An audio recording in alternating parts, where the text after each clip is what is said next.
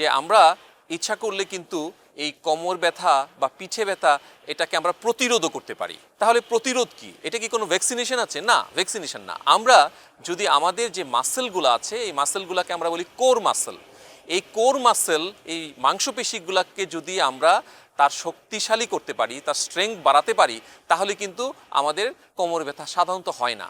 আমরা দেখব যে বাইরের দেশে কিন্তু সবাই খুব এক্সারসাইজ করে, ওরা দৌড়ায়, হাঁটে, কিন্তু আমাদের দেশে এটা খুব কম দেখা যায়। তারা সেটা কেন করে? এটা যারা প্রতিদিন সকালে এবং বিকালে 30 মিনিটসের বেশি বা 1 ঘন্টার কম, আমরা বলি 30 to 60 মিনিটসের মধ্যে যারা জগিং করে বা বয়স্ক মানুষ যারা 55-এর উপরে বা 60-র উপরে হাঁটে, তাদের কিন্তু আমাদের এই কোর মাসেল মাংসপেশিগুলা শক্তিশালী হয়ে যায়।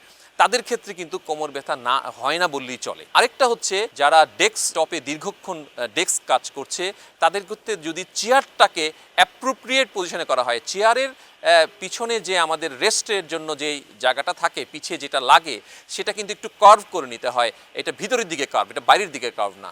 এবং সেক্ষেত্রে কিন্তু মেরুদণ্ডটা ঠিক থাকে। যদি সেটা না হয়, আমরা ছোট একটা বালিশের মতো যদি আমরা চেয়ারের পিছনে দেই, তাহলে কিন্তু আমাদের মেরুদণ্ডের স্পাইনটা ঠিক থাকে, অ্যালাইনমেন্ট ঠিক থাকে। সেক্ষেত্রে কিন্তু একেবারেই কোমরের ব্যথা হয় না বললেই চলে।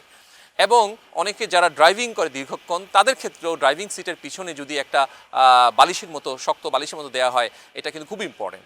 আমরা ঘুমানোর জন্য অনেক সময় খুবই নরম বিছানা ব্যবহার করি, যেটা সাময়িকভাবে আমাদেরকে আরাম দিলেও দীর্ঘমেয়াদী এটা কোমর ব্যথার কারণ হয়ে দাঁড়ায়। সেই জন্য আমরা একদম শক্ত বিছানা বা কাঠের উপরে বলবো না, আমরা হার্ড ম্যাট্রেক্স, যারা শক্ত বিছানায় ঘুমায় তাদের কোমরের ব্যথা হয় না বললেই চলে।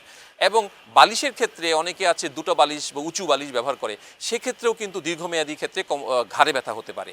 সেক্ষেত্রে যদি পাতলা একটা বালিশ, হার্ড ম্যাক্সের শক্ত বিছানা ব্যবহার করা হয়, তাহলে কিন্তু একদমই কোমর ব্যথা হতে চায় না।